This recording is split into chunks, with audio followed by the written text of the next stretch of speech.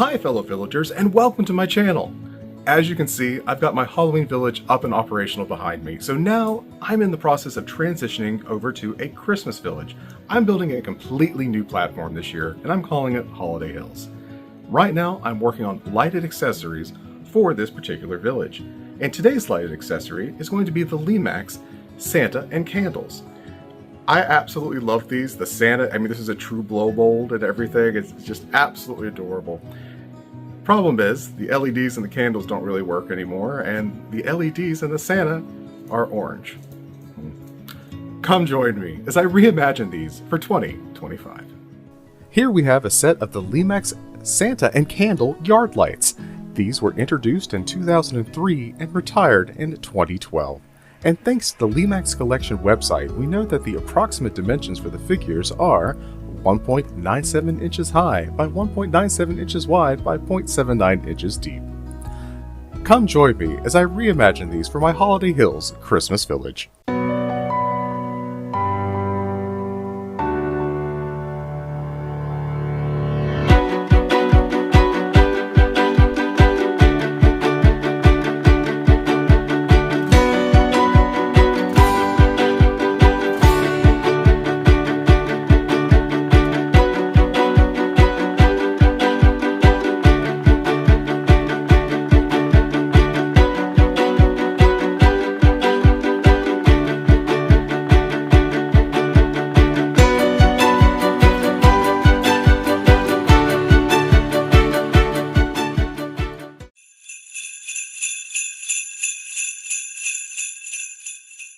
Let's get started with the breakdown of the Santa and candles from Lemax. Taking a quick look at these, they have a very similar design to a earlier piece from Department 56 called Yard Lights. In fact, they're almost identical in construction. However, there are a couple of key differences. Looking at the candles, they're exactly the same construction as the Department 56 candles at the doorstep, which means the wire goes through the base up to the top. The candle piece is epoxied onto the center of the candle. And I'm going to try to use heat today to remove that like I did for the candles at the doorstep. Now I am using a hairdryer with high heat to try to accomplish this, and we'll see what we get. Wiggling this earlier, it is on there very tight, so this may actually be a stronger adhesion than the original candles from Department 56. Now that this is good and warm, I'm going to try to wiggle that top off, and it is not budging. So I'm going to take a different approach with this. The approach is going to be to remove the glue from the base so the wires are free to move up and down. Then I'll slide the base down the wire from the center column of the candle, cut the wires, and using my drill on low speed, I'm going to simply go in through the bottom of the candle, and I want to catch the wires with the drill bit so they twist around. Then I'll just slowly push forward and make sure to go through the top of the candle column but not through the candle flame itself. Now I'm being very cautious while I'm doing this. The first attempt didn't work, so I'm going to try this again. This time it feels a little bit better. I am applying a little bit more speed with the drill, and you can see the wires are really binding up, which is perfect. That means we're almost there. Okay, let's take a look now. And almost. It's much looser. Let's give it a little bit more. And that should be just about enough. And there it is. The LED is out. And the candle is completely unchanged on the outside, minus what we've done on the inside. This will work perfectly for replacing the LED and hiding our wire and resistor for the new LED. I'll repeat this process for the other candle as well. With the candle LEDs freed up, let's move over to the Santas. Now, this is a very interesting design. It's very similar to the Department 56 yard lights, but slightly different.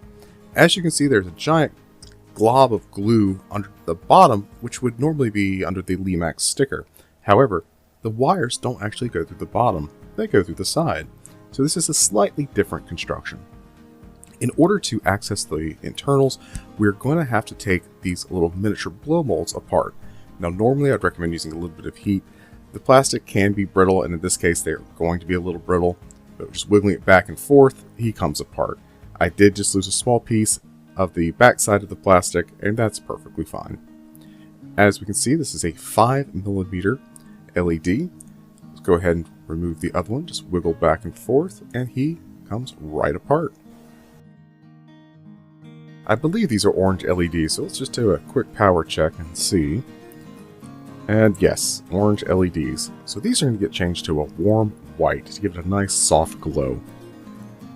Looking into these, we can see there is the LED and wire and an absolute ton of hot glue. Using my hairdryer on high heat, I'm going to heat these up so I can free the wires and the LED. Now, I don't plan on removing all of the glue that's on the inside, because right now that is actually acting as a weight for the figure. But if I can get the glue soft enough, I should very easily be able to pull the wires directly through the base, through the torso, so to speak, and then rewire, and then put everything back. I'm only going to be heating this for about 10 to 15 seconds. And as you can see, it pulls straight up. This is exactly what I want. This gives me all the space I need to change out these LEDs. Time to remove the battery box.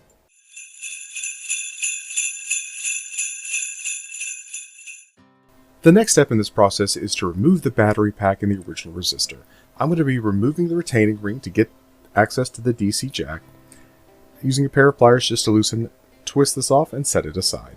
Now, the backing of the battery packs generally comes off pretty easy for the older models. However, you may need some heat to go around if there's excess glue before you can pop it off. Looking in here, there does not appear to be much glue, so the DC jack comes right out. Looking at the wiring on the jack, the green coming up to the side, that is actually a neutral for the battery pack itself, and I'll be cutting that off. Down in the switch, we actually have all the leads for the hot side of the circuit. And I'll be cutting those off of the circuit in a moment, as well as the original resistor. What I just sipped off was an additional hot from the battery pack. As it's not needed, it's going to be removed. Now I can work my way down to the switch and remove the remaining wires for the hot side of the circuit. I can snip these off, and then we can get them soldered to the DC jack. When stripping wires that are 30 gauge or smaller, you can use strippers or a lighter. It generally, in my opinion, depends on the condition of the wire. This is in actually really good shape, so I'm just going to use a pair of strippers, and if it breaks, then I'll just use a lighter. Now, stripping these back, I've got them all where I need them to be. I'll just line them up, twist together. Anytime you're making a solder connection or working with a small wire or twisting multiple wires together, it's very important to make sure there are no stray strands of wire. We want to make sure everything is nice and tight, just like this. Now I can use my helping hand holding the DC jack in place, and once I get this settled, I'll put just a little bit of flux onto that connecting point and make my solder connection. Now, I should have put heat shrink onto these wires prior to stripping and twisting, and that was my mistake. I broke my own golden rule again. The reason you want to put the heat shrink on first is so that you don't cause any stray strands of wire to fall back that could later cause a short. Because there are so many wires coming together in this one connection, I'm actually wrapping it around the lead off of the DC jack before I make my solder connection. So, now that it's in place, just a touch of flux and a little bit of heat with the soldering iron, and our connection is made. When securing heat shrink, you can use a variety of different things from either a lighter or a heat tool. I prefer to use a lighter. It just works best for me. Now we can move on to replacing the old LEDs.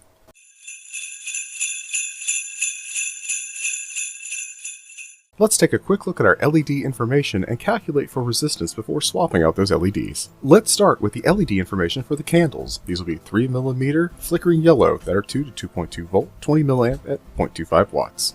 The LEDs for the Santas are going to be a 5mm warm white LED that are 3 to 3.2 volt at 20 mA at 0.25 watts. Now let's look at our math for calculate for resistance for each of these using a 3-volt power source. Starting with the candles using a 3-volt power source and a 2-volt LED that leaves 1 volt to be accounted for. 1 volt divided by 0.02 amps is 50 ohms. I'll use a 68 ohm plus or minus 5% resistor for each candle.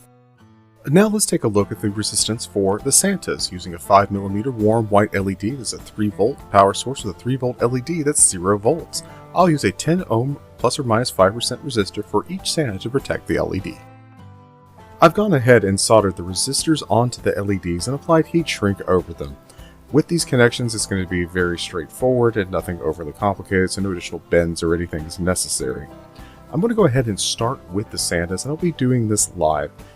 When working with electric projects such as this, remember it's the amps that will hurt you and not the volts. And today we are working with milliamps, so there is no risk of shock or electrocution. Getting started, the first thing I'm going to do is take a piece of heat shrink and cut it into some smaller pieces. I'll slide these down the wires to later be used to cover our solder point connections to ensure there's no shorts. After doing this, I'll simply wrap each of the LED legs just to make sure I have my polarity correct before I make any solder connections, because again, we are doing this live, so it should light up if I have it correct. And in this instance, I have it backwards. So let me flip that around, and our LED now lights. Oh, silly me, I forgot to put my heat shrink on this one particular leg, so let me go ahead and do that. For this part, I'm just actually using a lighter to strip these wires back, and then I'm going to go ahead and wrap the wires around the appropriate leg of the LED. Add a touch of flux, just a dab of solder. Then I'll take my clippers and snip off any excess from the LED, and I'll repeat this process for the other leg as well.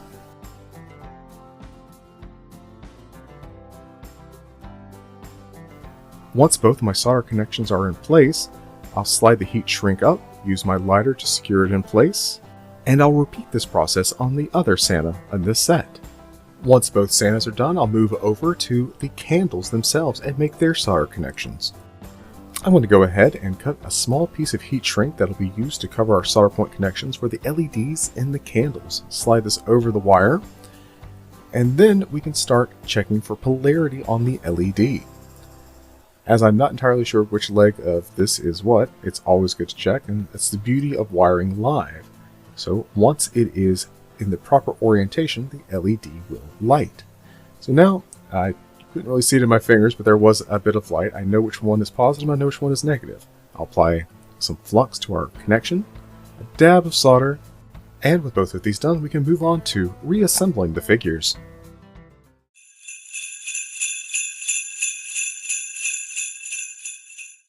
Reassembling the candles is actually the easiest aspect of this entire project. But let's take a moment and look at the Santas. These are going to be significantly more challenging. And the reason being is the amount of glue that is in the base of each figure that is acting as a weight for them.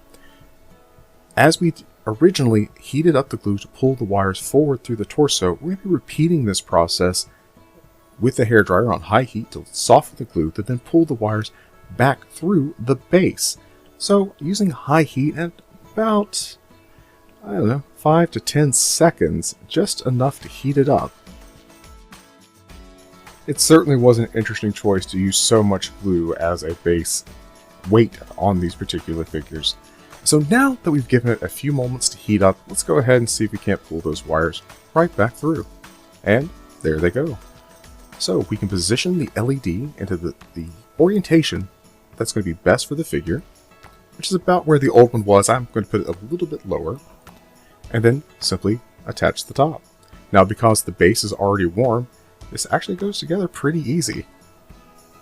I'll repeat this process on the other Santa before reassembling the other candle. To assemble the candle, we're just going to simply take our LED and push it through to the very top of our hollowed out candle. Then slide the base back into the center column of the candle. Make sure our LED is still where we want it to be, and apply pressure. Now, this is friction is holding all of that together. I'll simply bend the wires back through the channel that's already in the base, apply a bead of low temp hot glue, and that's all there is to it. Go ahead and secure the other one that I tested with earlier, and now we can move on to our final review.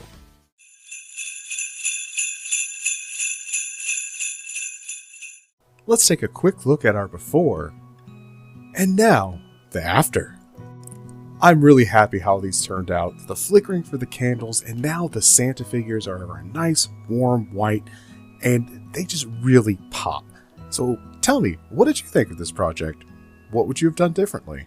I would love to hear from you in the comments. This puts me one step closer to my Holiday Hills display. If you like this video, like and subscribe for more.